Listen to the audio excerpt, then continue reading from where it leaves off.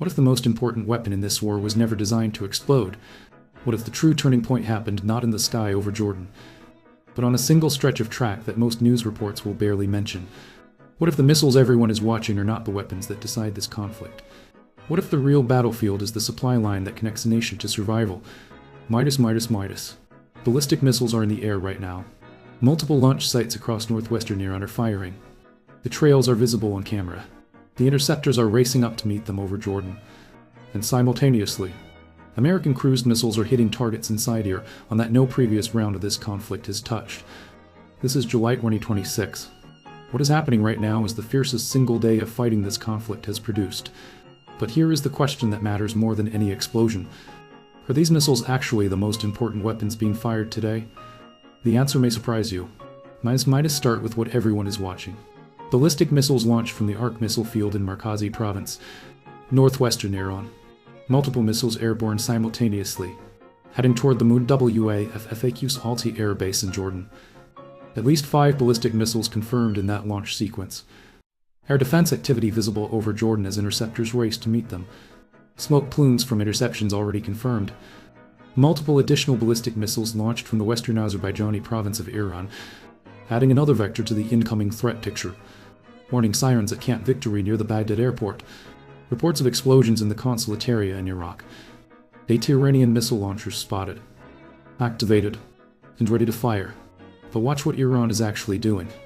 Iran is not responding to American strikes with a single retaliatory package followed by a diplomatic statement. Iran is conducting a sustained, multi-wave ballistic missile campaign targeting every American military position. It can reach from Jordan to Iraq to Bahrain simultaneously. The geographic spread of the targets tells you something important about the intent. This is not a focused strike on a specific American capability. This is an attempt to demonstrate that Iranian ballistic missile reach extends across the entire regional American military presence, that no American base in the Middle East is beyond the threat of Iranian attack.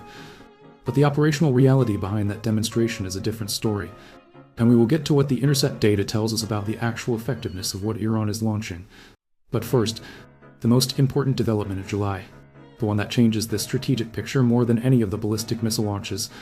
American cruise missiles have hit the Bushehr nuclear power plant in southern Iran. Iranian state media confirmed it. The footage shows a massive smoke plume rising from the Bushehr facility. Tomahawk cruise missiles have been reported flying over Iranian skies in the Bushehr region. The strikes on the nuclear facility continue. American cruise missiles are still flying over Iran at Bushehr as this is filmed. Let that register completely before moving forward.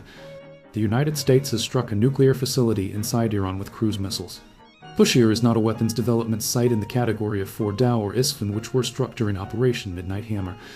It is a nuclear power plant, the largest civilian nuclear infrastructure installation in Iran. Striking it with cruise missiles represents an escalation in targeting that goes beyond the military hardware targets, the radar systems, the anti-mine ship missile batteries, the IRGC fast attack boats, the command and control nodes that have characterized the previous rounds of American strikes.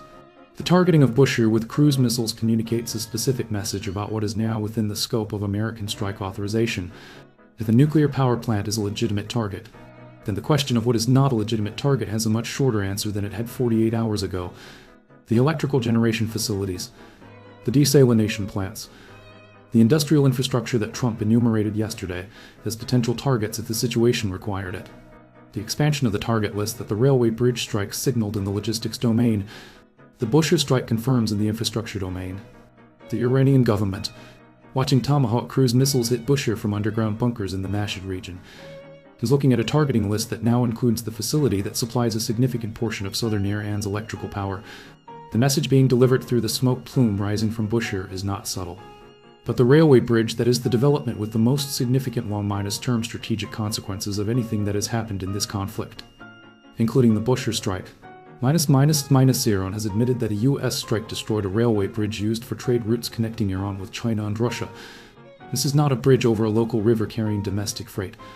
This is a segment of the rail line that runs through Turkmenistan, connecting Iran's logistics network to the Russian rail system on one vector, and to the Chinese supply network on another. This is the physical infrastructure through which Iran has been receiving the military resupply it needs to sustain this conflict. New air defense components, replacement missile systems, electronic warfare equipment, drone components, The materials the IRGC needs to continue fighting at the tempo it is currently attempting to sustain. That supply line is now cut. Midas, Midas, Midas. Think about what that means in practical, operational terms. Russia can still reach Iran through the Caspian Sea, but that route is slower, lower capacity, and considerably more vulnerable to interdiction than overland rail. China cannot practically fly military supply aircraft into Iran while American airstrikes are actively hitting targets across Iranian territory. The calculus for a Chinese cargo aircraft attempting to land at an Iranian airport that U.S. strikes have already shown is within the American targeting envelope is not a favorable one for the flight crew or the cargo. China is not going to risk its aircraft, its pilots, and its political exposure by flying military resupply into a country where American bombs are actively falling. The rail bridge destruction does not just degrade Iran's current military supply capacity. It's ever the most reliable and highest capacity route through which that supply capacity could be replenished at scale. Iran was already burning through its missile inventory at a rate that the previous ceasefire period gave it limited ability to replace, with the primary overland supply route from China now cut, and Russia's Caspian Sea option representing only a fraction of the capacity the rail line provided. Iran's missile inventory is now a depleting asset with no efficient replenishment pathway. Midas, Midas, Midas. While the American strikes continue, explosions in Kerman as the strike campaign hits targets well beyond the coastal and maritime focus of the previous packages. Smoke rising over the Bushehr region from multiple impact points. An IRGC facility in Chogyha Golan burning. Reports of American strike activity spreading to new provinces and new target categories with each successive wave. 3 IRGC elements confirmed eliminated in the ongoing bombing as of this hour. The systematic targeting of IRGC personnel and command infrastructure that has been a consistent feature of American strike packages throughout this conflict is continuing in parallel with the expansion of the target list into infrastructure and logistics domains. Multiple American early warning aircraft are in the sky over the region simultaneously, providing the surveillance and integration architecture for the ongoing strike campaign. Refueling tankers maintaining continuous operations, keeping American strike aircraft fueled and in the air. The operational tempo of the American side shows no sign of pausing or consolidating before the next decision point. American officials told Axios that Washington is prepared for a prolonged conflict, a sustained return to fighting against Iran. That statement, combined with the operational posture visible in the aircraft movements, the carrier group positioning, the cruise missile launches against Bushehr, and the railway bridge strikes, indicates that American decision making is not organized around a single strike package followed by a diplomatic opening. It is organized around a sustained campaign. A campaign designed to progressively remove Iranian military capability from the operational picture, until the Iranian side's capacity to continue the fight is sufficiently degraded to produce a genuine, rather than performative change in behavior. Minus, but now watch Iran's own behavior on this day, because it is simultaneously revealing what it still has and demonstrating how it is choosing to spend what remains. Ballistic missiles at Jordan, Iraq, and Bahrain represent Iran's highest minus value offensive assets, being expended in a single operational day against targets that American and Allied air defense systems are intercepting at a significant rate. Every ballistic missile that is intercepted over Jordan or Bahrain is a missile that took months to produce, cannot be replaced through the supply line that was just cut by the railway bridge strike, and produces no operational result for the expenditure. Iranian F-5 fighters scrambling near Mashhad to try to assert some degree of control over Iranian airspace in the face of the ongoing American strike campaign is perhaps the most visually honest indicator of the capability gap between the two sides in this conflict. And F-5 is a 1960 seconds minus Aerofighter aircraft, against the F-22 Raptors and F-35 seconds that American forces are operating in this theater. And F-5 has no meaningful combat capability. It is not a response to American airstrikes. It is a visible demonstration that Iran is scrambling assets that cannot affect the outcome of the engagement. Midas. The oil tanker situation adds an economic dimension to the military picture that Iran's behavior this morning makes visible. Iran has rushed approximately 10 million barrels of oil to sea, clearly attempting to get petroleum assets beyond the reach of American seizure before the naval blockade and tanker interdiction operations resume in full force. 10 million barrels being rushed to sea simultaneously is not a routine commercial operation. It is a panic response.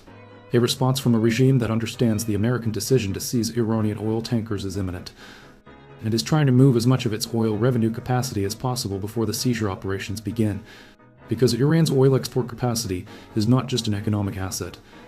It is the financial oxygen that funds the entire war effort. The ballistic missiles, the proxy networks, the air defense systems, the IRGC's operational budget. If Kharg Island is struck or if the naval blockade fully interdicts Iranian oil exports, the regime's ability to finance its military operations collapses. Midas. Now consider the imagery from Mashhad.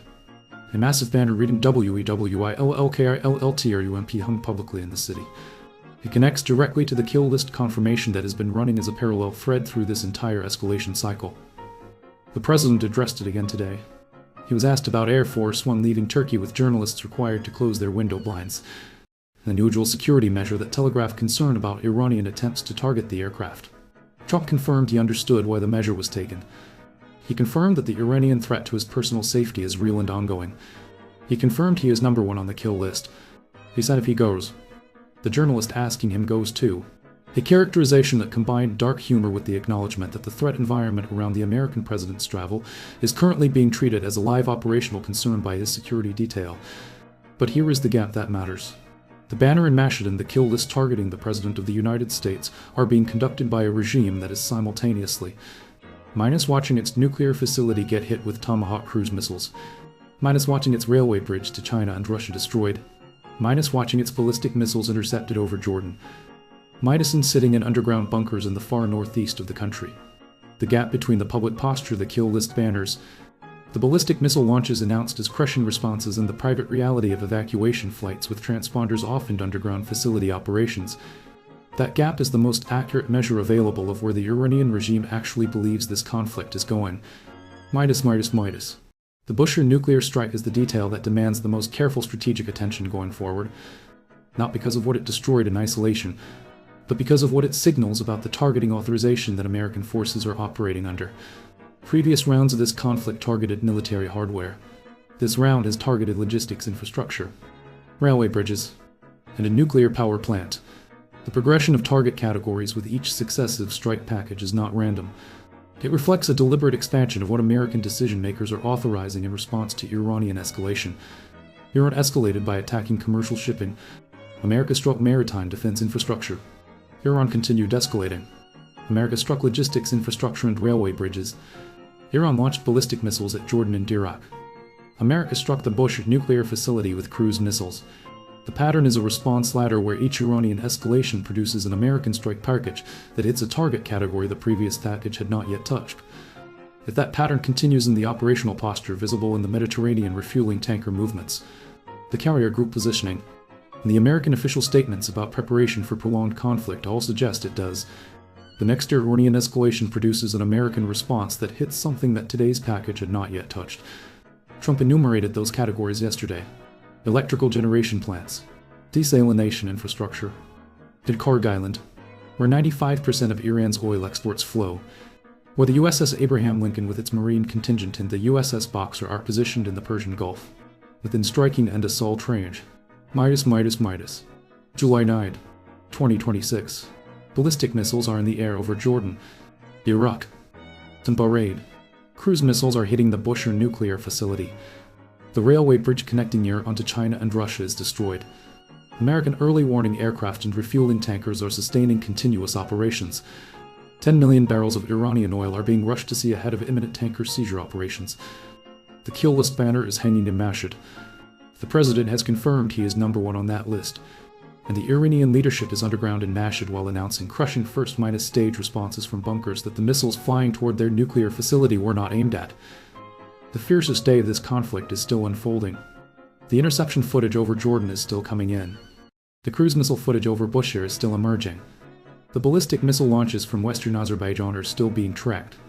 And the supply line to China and Russia that Iran was counting on to sustain this fight is sitting at the bottom of a crater where a railway bridge used to be. Midas. But now consider the deeper question. What happens when the missiles run out? What happens when the railway bridge does not get rebuilt? What happens when the oil revenue stops flowing? What happens when the regime's leadership remains underground watching its infrastructure be systematically dismantled while its public posture demands that it must continue escalating? Because here is the real question. How many months can a nation sustain a war when its primary supply line is severed, its nuclear infrastructure is being struck, and its oil revenue is being interdicted? How long can a regime continue to escalate when every escalation produces an American response that removes a category of targets it assumed was safe? And what happens when the regime looks at its inventory, its supply chain, its finances, and its infrastructure, and realizes that the war it thought it could sustain has already been lost by the systems it assumed would keep fighting. Midas, Midas, Midas. Because modern war is not decided by the weapons that are fired. It is decided by the systems that produce them. The railway bridge is not a single target. It is a symbol of the entire supply chain that Iran has lost. The Bushehr nuclear facility is not just a power plant. It is a message that the American targeting authorization now includes infrastructure that the regime assumed was off the table. The ballistic missiles flying over Jordan are not the weapons that will decide this conflict. They are the last gasp of a system that is being dismantled faster than it can be resupplied. Midas, Midas, Midas. What you have just witnessed is not a report about missile launches. It is not a summary of strikes and counter-Midas strikes. It is a glimpse into the hidden war. The war that happens before the missiles are fired. The war that happens after they are intercepted. The war that determines whether a country can continue fighting or whether it must stop. Because the true battlefield is not in the sky over Jordan. It is in the factories that cannot produce replacement missiles. It is in the rail lines that no longer connect to supply sources. It is in the oil terminals that are about to be sealed. It is in the bunkers where leadership is calculating how much more